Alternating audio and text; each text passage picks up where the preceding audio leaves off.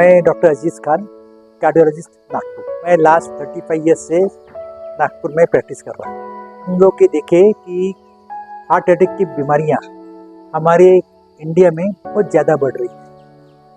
40% of the patients जो रहते हैं वो 40 ईयर्स के यंग एज में हार्ट अटैक आता है और उनमें बहुत में रिस्क फैक्टर्स भी नहीं रहते जो ट्रेडिशनल रिस्क फैक्टर्स है। ये किनको होता है हार्ट अटैक की बीमारी ज़्यादा? जिनको ब्लड प्रेशर हो, जो स्मोकिंग करते हो, या जिनको कोलेस्ट्रॉल की मात्रा हाई हो। हमने देखा कि मेंटल स्ट्रेस, दिमागी तनाव, no physical activity, habits of smoking, tobacco, gutkha और ओबेसिटी, नो एक्सरसाइज, और जिनको फैमिली हिस्ट्री होती है, अगर आपके माँ बाप पेरेंट्स में हार्ट की बीमारी है तो आपको चांसेस ज़्यादा होता है। तो अगर आपके फैमिली में जेनेटिक डिस्पोजिशन है कि आपकी फैमिली में हार्ट अटैक है तो आपने रेगुलर चेकअप करना। आज हमारा भी डिस्कशन हुआ, यंग एज में आप लिपिड प्रोफाइल करिए, आप अपना रिस्क असेसमेंट करेंगे कि आपको क्या चांसेस है हार्ट की बीमारी होने का, और उसके बाद में आप अपनी लाइफस्टाइल बदलिए। लाइफस्टाइल बदलने के लिए आपको 30 minutes per day 5 days a week exercise करना है और आपको सडनली अरेस्ट होता है। जैसे बहुत सारे देखिए आप film actors, sports personalities, suddenly इनको सेम को डेथ हो जाती है। क्रिकेटर जैसे सौरव गांगुली, कपिल देव, इतने स्पोर्ट्स फिट है फिर भी उनको ब्लॉकेड आए थे। तो ज़रूरी नहीं कि आप एक्सरसाइज करते हैं तो आप अच्छे रहेंगे, आपको ओवरऑल अपने आप को फिट रखना है। It evaluated the effects of EBCR on mortality and clinical events in CHD patients. It was meta-analysis 85 randomized controlled trials with more than 24,000 patients and the median follow-up of 12 months. The participants were patients who had CAD defined by angiography, patient who had symptoms of angina, patient who already had a myocardial infarction or had underlying CABG or PCI. हमारी यहाँ पर meeting हुई है क्योंकि हिंदुस्तान के बीच में heart attack बहुत ज़्यादा होता है और आपने कई बार देखा होगा, मीडिया रिपोर्ट्स होती हैं कि 20 साल की उम्र में किसी की डेथ हो गई, 15 साल में हो गई, जिम में हो गई। तो उसी के बारे में आज हम डिस्कस कर रहे थे कि उसको कैसे हम कम कर सकते हैं। तो उसके बारे में और अगर आपको मैं अगर कुछ हिंदुस्तान की हार्ट डिजीज़ के बारे में बताऊं, हम कह सकते हैं कि हिंदुस्तान में हार्ट डिजीज़ का एपिडेमिक है, मतलब बहुत ज़्यादा होती हैं और हमारे जो हिंदुस्तानी हैं उनको अमेरिकन के मुकाबले में 3 से 4 गुना ज़्यादा हार्ट अटैक होता है, हार्ट की प्रॉब्लम होती है और 10 साल पहले होती है और अनफॉर्चुनेटली उसके साथ डेथ रेट भी बहुत हाई होता है। जिसको हार्ट अटैक हुआ, हिंदुस्तानी को हुआ वर्सेस एक अमेरिकन हुआ, तो हिंदुस्तानी का उसमें डेथ होने के चांसेस और कॉम्प्लिकेशन होने के चांसेस ज़्यादा हैं एज़ कम्पेयर टू अमेरिकन और यूरोपियन। तो आज हमने ये डिस्कस किया कि जो अमेरिकन और यूरोपियन गाइडलाइंस हैं वो हिंदुस्तानी पेशेंट्स के लिए ठीक है या नहीं है। तो उसके बारे में हमारी डिस्कशन हुई और हमने बताया कि लिपिड एसोसिएशन ऑफ इंडिया ने लिपिड गाइडलाइंस 2016 में निकाली थी, उसके बाद उसको अपडेट किया 2020 में, फिर 2023 में। तो उसमें हमने ये बताया कि हिंदुस्तान में जो टारगेट्स होते हैं, जब भी आप एक मरीज़ को ट्रीट करते हो तो एलडीएल कोलेस्ट्रॉल टारगेट होता है, नॉन एचडीएल कोलेस्ट्रॉल टारगेट होता है, वो अमेरिकन और यूरोपियन से कम रखनी चाहिए क्योंकि हमारा जो बेसलाइन एलडीएल कोलेस्ट्रॉल है अमेरिकन और यूरोपियन के मुकाबले में 8 से 10 मिलीग्राम कम होता है। तो इसलिए हम उसको जब इलाज करते हैं तो उसका टारगेट भी नीचे होना चाहिए और ये एक रीज़न है कि हमारे क्योंकि हम अमेरिकन और यूरोपियन गाइडलाइंस को फॉलो करते हैं। वो बहुत अच्छी गाइडलाइंस है और हम उसके बारे में नहीं कह रहे हैं क्योंकि अमेरिकन गाइडलाइंस के अच्छा होने का ये क्लू है कि अमेरिका में हार्ट अटैक कम हो गया, हार्ट अटैक से रिलेटेड डेथ कम हो गई। यूरोपियन गाइडलाइंस बहुत अच्छी हैं क्योंकि यूरोपियन ने उनको फॉलो किया, उसमें हार्ट अटैक कम हुआ, 50% कम हुआ, लेकिन हमारे यहाँ 41% बढ़ गया। तो ये एक बड़ा ऐसा इशू था कि क्यों बढ़ रहा है, तो इसलिए हमने काफ़ी डिस्कशन किया और और ये हमने कंक्लूजन में हुआ है कि हमारे जो LAI की रिकमेंडेशन है उसको स्ट्रिक्टली फॉलो करना चाहिए, पहली बात है। दूसरा हमने ये डिस्कस किया है कि इसको प्रिवेंट करना चाहिए। हमारा ऑब्जेक्टिव होना चाहिए कि हम इसको हार्ट अटैक को रोकें ताकि ये हो ही ना उसको, और उसके लिए भी हमने ये डिस्कस किया कि क्या हमको इन्वेस्टिगेशन करनी चाहिए, जांच करनी चाहिए, जिससे हमको बीमारी शुरुआत में ही पता लग जाए, इससे पहले कि वो कुछ कॉम्प्लिकेशन करे, कुछ नुकसान पहुँचाए। तो अगर हम उसको शुरुआत में ही पकड़ लें, मतलब शुरुआत में पकड़ने का मतलब है कि अगर हमको दिल की नाड़ियों में कोलेस्ट्रॉल डिपॉजिट होने का एविडेंस मिल जाता है कि उसमें वो चर्बी जमी हुई है, गर्दन की नाड़ी में चर्बी जमी हुई है, पैरों की नाड़ियों में चर्बी जमी हुई है, तो हमको एक क्लू हो जाता है कि हमको बीमारी है।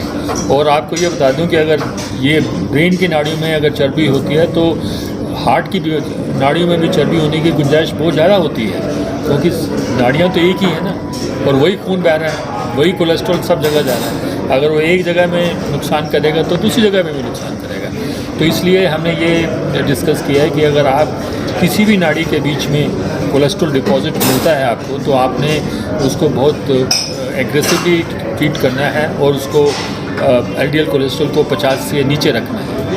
हार्ट अटैक वाले मरीज़ को भी कम से कम LDL कोलेस्ट्रॉल 50 से नीचे रखना चाहिए, और जो पेशेंट डायबिटीज़ वाले हैं उनको कम से कम 70 से नीचे रखना चाहिए, और उससे भी नीचे जा सकते हैं अगर वो अपने डॉक्टर की एडवाइस को फॉलो करें, और डॉक्टर रिकमेंड करता है।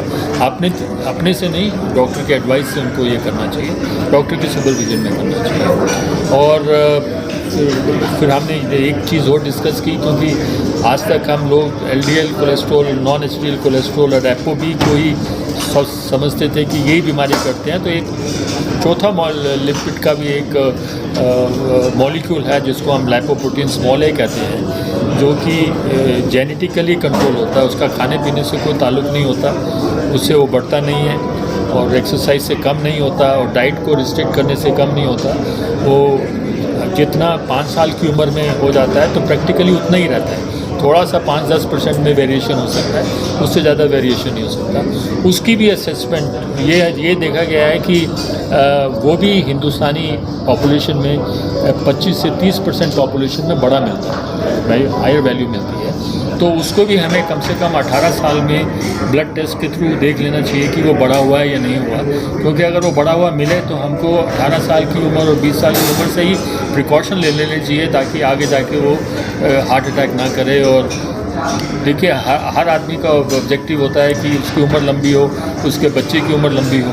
तो इस सब चीज़ों के लिए हमको बहुत मतलब कोशिश करनी चाहिए कि बीमारी होने का जल्दी से जल्दी पता चले और उसका इलाज जल्दी से जल्दी शुरू हो। ये है आज हमारा डिस्कशन का कंक्लूजन। जैसे डॉक्टर रमनपुरी बताया, जिन्होंने ये संस्था शुरू किया 12 साल पहले, ये संस्था क्यों किया कि लोगों को इस कोलेस्ट्रॉल, यानी सिंपल लैंग्वेज में जो फैट है, कोलेस्ट्रॉल का इम्पोर्टेंस, उसका उससे क्या नुकसान हो सकता है, वो विचार लेके उन्होंने ये संस्था शुरू किया। और 12 साल में काफ़ी हद तक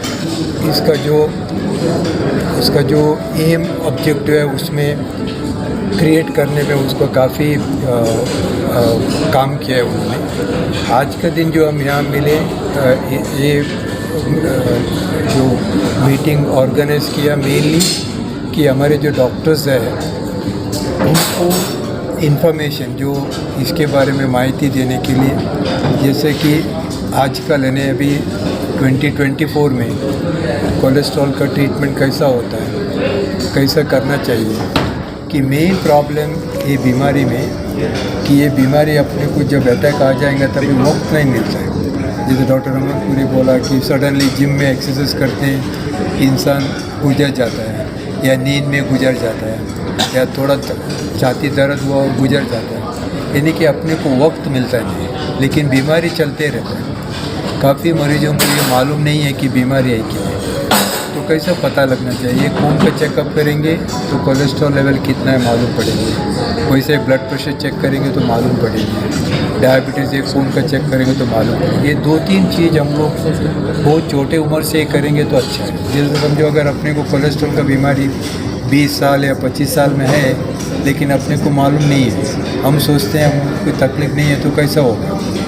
काफ़ी इंसान लोगों को ये तीनों बीमारी में कोलेस्ट्रॉल, डायबिटीज़, ब्लड प्रेशर तकलीफ़ नहीं देते, एक दिन सडनली अटैक होता है तभी मालूम होता है। तो इसको कैसा रोकना है, ये मेन कोलेस्ट्रॉल एक विचार जो है, जो हम लोग ने ये आज डिस्कस किया। और उसी हिसाब से डॉक्टर रमनपुरी पूरे देश में नहीं, अंतर्राष्ट्रीय मठ में अलग अलग जगह में जाके लेक्चर देते हैं। इसको हम लोग जो अवेयरनेस, यानी हम सब साथ हैं LA में, जैसा हम उसका मेडिकल एडवाइज़र है ऑर्गेनाइजेशन का, एकेडमिक कोऑर्डिनेटर है, जो हम सब मिलके हम लोग एक विचार करके इसको कैसा क्रिएट करना है, अवेयरनेस क्रिएट करना है। क्योंकि कॉमन मैन यानी सोसाइटी में कम्युनिटी को मालूम पड़ना चाहिए, वैसे जो डॉक्टर उसका इलाज करते हैं उनको भी ये नॉलेज मालूम करना चाहिए। तो इस विचार से हम लोग आज इधर जमा हुए और फंक्शन काफ़ी कम हो गया। हम डॉक्टर अजीज़ खान का बहुत शुक्रिया, क्योंकि वक्त हम ये सोचते हैं कि हमको बीमारी नहीं है, क्योंकि ये सब बीमारी साइलेंट बीमारी है। जैसे कि आपको कोलेस्ट्रॉल आई कैसा मालूम ही नहीं पड़ेंगे, तो खून चेकअप नहीं किया, युवक ने कभी खून का चेकअप नहीं किया, वो सोच रहा है हम ठीक है, ब्लड प्रेशर नहीं मापेगा तो कैसे मालूम पड़ेगा। It is at 8.25 max, and this corresponds to 70% of the benefit accrued with physical activity. So, maximum amount of majority of the benefit is accrued by the time you reach this point. That is why you have minimum of 150 minutes of physical activity, moderate intensity physical activity. Now coming to the first part, the deep slope. If you improve the physical activity by say X mats here, here and here, and look at the benefit. The benefit is maximum here and gradually it decreases. Which means, for practical terms, a person who is not active at all gets so much of benefit even if he indulges in a little bit of activity. And this is the contradiction. The laziest person gets the most benefit. Surprising. So when I was looking for, what should be the take-home message? What should be the take-home message? I came across the title of this study, Cardiac Rehabilitation and Underutilized Class 1 Treatment for Cardiovascular Disease. As every one of you said, physical activity is beneficial. Everybody knows it. So what is the take-home message? I tweaked it a bit.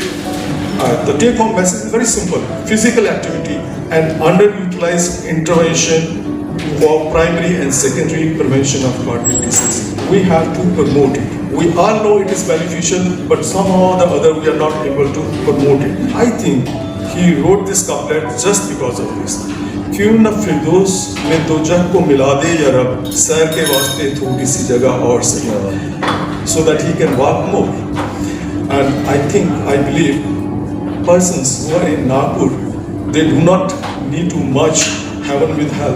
They have a big ground and there is a police ground available for exercise to senior citizen, and there is another park. Which park is that? KP ground. Pardon? There are a number of them. There is another big ground.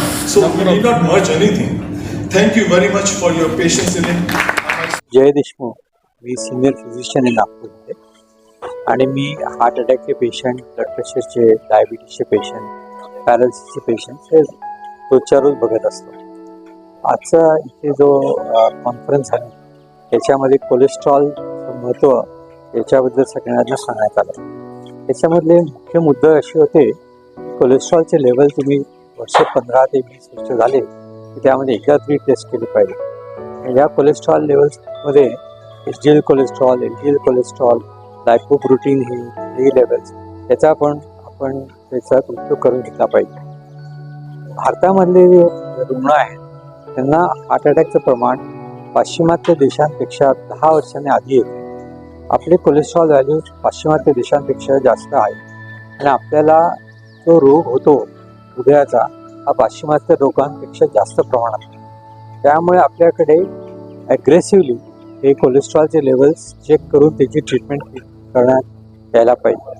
आजकाल स्टॅटिन्स नावाचे औषधं आणि इतर औषधं जे available आहेत ते user friendly आहेत, त्याच्या किमती पण काही फार मोठ्या नाही.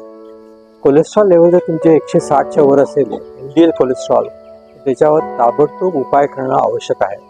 लाईफस्टाईल चेंजेस म्हणजे रोजच्या रोज व्यायाम करणे, सिगरेट न पिणे, वजन कमी करणे, साखर आणि मीठ कमी खाणे हे तर उपयोगी आहेतच, पण त्याचबरोबर औषधाचा सुद्धा उपयोग करून घेणं आवश्यक आहे. जर आपण 10 मिलीग्रॅमने आपलं LDL कोलेस्ट्रॉल कमी केलं तर तुम्हाला हार्ट अटॅक येण्याचं प्रमाण 8 ते 10% असते बघा. त्यामुळे इरिस्पेक्टिव्ह ऑफ तुमचं एज काही औषधांचा आपण उपयोग करून घेतला पाहिजे.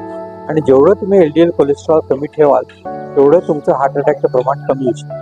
त्यातल्या त्या ज्या व्यक्ती लठ्ठ आहेत, ज्यांना डायबिटीस आहे, त्यांच्यामध्ये अनुवंशिकता आहे, ज्यांना ऑब्स्ट्रक्टिव्ह स्लीप एपनिया म्हणजे अति बोलण्याचं प्रमाण जास्त आहे, किंवा जे अतिशय सिडेंटरी लाईफस्टाईल करतात म्हणजे अजिबात व्यायाम करत नाही, त्यांना हार्ट अटॅकचा धोका खूप जास्त प्रमाणात असतो. तर अशा लोकांनी आपली ॲन्युअल चेकअप करताना रिपीट प्रोफाईल हे केलं पाहिजे आणि त्या अनुषंगाने त्यांनी ते औषधं योग्य प्रमाणात घेतले पाहिजे. पुष्कळ वेळेला हे जे स्टॅटिन नावाचे औषधं आहेत कोलेस्ट्रॉल कमी करायचे, ते आयुष्यभर घ्यावे लागतात. हे घेऊन माणसाचं नुकसान काही होत नाही. त्यामुळे प्रत्येकाची जी लाईफ एक्सपेक्टन्सी आहे ती निश्चितपणे पुष्कळ वाढते आणि त्याप्रमाणे आपण याचा पुरेपूर उपयोग करून घेतला पाहिजे. Thank you. 30% or 30 milligram coming from the LPA, because we don't have any weapon. Though now even the other things CETP inhibitor may come, but still HDL at the moment nothing much is there. And LPA you treat by aggressively controlling the LDL. See, these are the few formula. You agree there? This is what we can use, by simple thing. And as Dr. Jay mentioned, CRP, HSCRP, many times we do because just to see how the after statin therapy, how is the CRP has come down to less than 2, it may be one of the marker of effect of inflammation low. Then we can sustain that dose. Many times that in me in clinical practice, when the HSCRP is still high, even if the LDL goal is not achieved to some extent, I may little more add on something. I look at both LDL and this. You agree with it here? See, I have been doing HSCRP for last 10 years, and practically every patient of mine who comes after an interval will have a HSCRP report. The only issue with HSCRP is it's a very tricky test. I mean, patient has a URTI and you have not interrogated him for past 7 days, you will see a different HSCRP there. You don't ask for osteoarthritis of knee and you will have a different HSCRP because it's not a different CRP. It is the same CRP with the smaller quantities being picked by the ultra-sensitive assay. So CRP raised because of anything, your HSCRP will be reflecting that, and you really need to be very, very cautious about interpreting HSCRP. HSCRP typically reflecting vascular inflammation. We must ensure that there is no other inflammation which is responsible for rise in that HSCRP. That is my take after doing so many, it's almost 13-14 years that regularly I have been doing.